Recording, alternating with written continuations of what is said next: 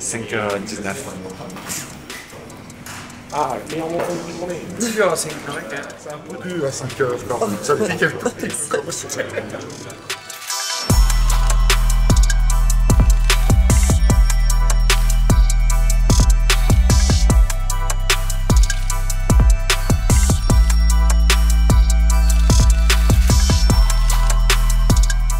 Deuxième journée ici pour nos Français sur les 97e ISDE à San Juan en Argentine.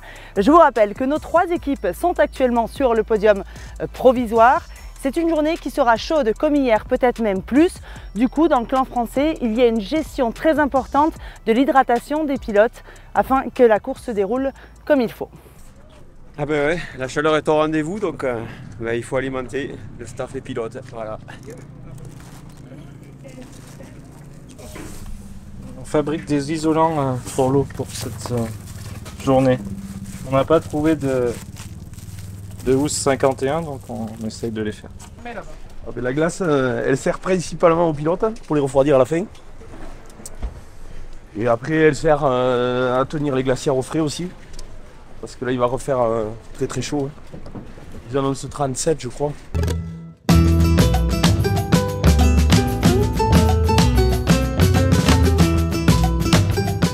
On l'a dit, il va faire très très chaud aujourd'hui et un vent relativement fort est annoncé à mi-journée. La direction de course a donc pris la décision de raccourcir un peu les liaisons pour permettre aux pilotes de s'économiser un peu. Ils gagneront une petite heure sur le temps global de la journée. Le terrain s'est encore creusé avec le passage des clubs hier, ce qui a rendu le pilotage plus délicat. La grosse info du jour, c'est l'abandon chez les féminines sur blessure d'Élodie Chaplot. La pilote de la Sherco Academy a chuté dans la 2e spéciale.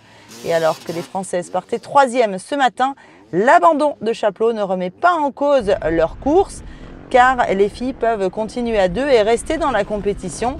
C'est un coup dur forcément pour Justine Martel et Morissette Brisbard, mais Stéphanie Buisson a su trouver les mots pour les remotiver au CH. Elle est sortie de la spéciale, ils vont faire des examens, c'est fixé le doigt. Et elle l'a remis en place, donc il faut faire une radio. Et ensuite, elle a très mal au bas du dos. Mais elle marchait. Le doc, là, il lui a dit, franchement, je pense pas qu'il y ait une fracture. Ok. Mais alors, elle est pas repartie? Non. Quand je suis arrivée en bas, ils m'ont dit, t'as vu Hello? Et du coup, je me suis dit... Moi, je me suis arrêtée, j'ai vu que c'était elle, j'ai dit non. Elle est par terre ou... Elle était par terre. Pour finir, hein, parce qu'il y a plein d'équipes comme vous, il faut continuer et continuer comme si Elodie était là. Pareil. Justine et Morissette ont poursuivi leur chemin et la pilote Atomic Moto Husqvarna nous a même confié s'être fait plus plaisir aujourd'hui qu'hier, ce qui est plutôt une bonne chose. Elles sont maintenant 4e et 1re des équipes à 2. Il ne faut donc rien lâcher car tout est possible sur les ISDE. Au paddock, on a retrouvé Élodie Chaplot sortant tout juste des examens médicaux.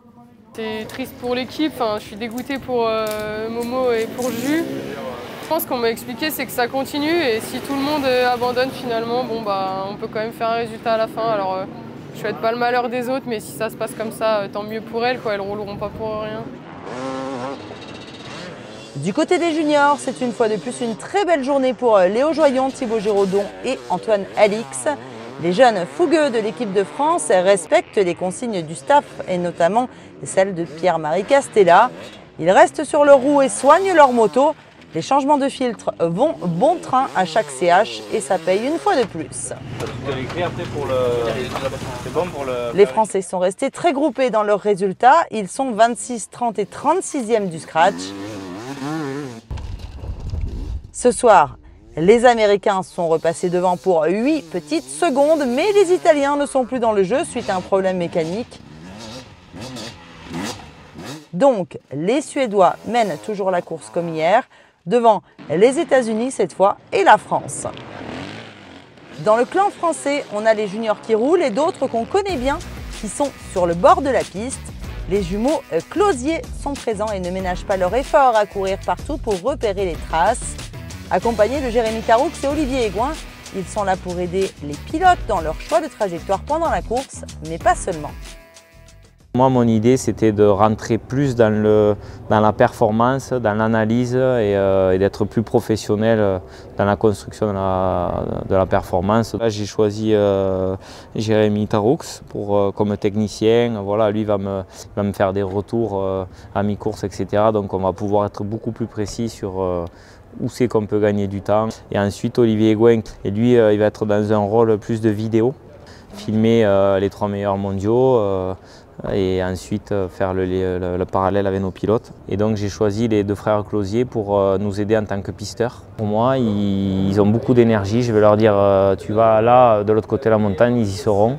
Et ils ne sont pas frustrés de ne pas rouler, ils sont très contents d'être dans l'équipe. Donc ça a amené une super énergie aussi au milieu des pilotes. Sur tous les fronts, pour les 3 équipes, ils aident également les trophées qui poursuivent leur chemin.